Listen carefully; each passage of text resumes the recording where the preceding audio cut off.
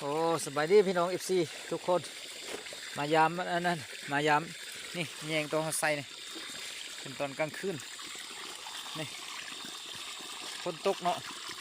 ตัวนี้มันนี่มายามตลอดเลยเด้พี่น้องเอฟซีเกือบ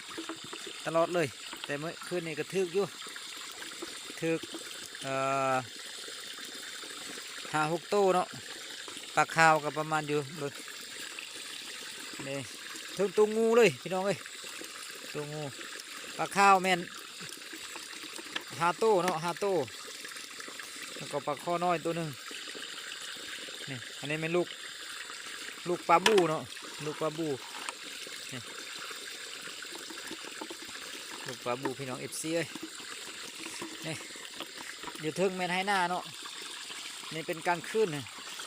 มาแต่เกี่ยวเข้าเนาะมาแต่เกี่ยวเข้าแล้วก็มายามบนนี้เลยเนาะมันก็ทึกอยู่เลยพี่น้องเอ้ยพอได้ปนอยู่นี่คืนวันศุกร์เนาะคืนวันศุกร์วันที่7เด้อพี่น้องเอฟซีทุกคน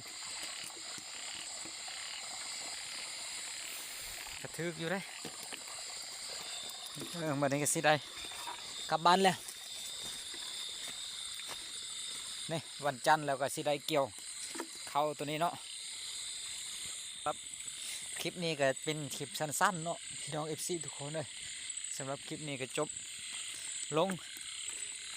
ซ้ำนี้เนาะ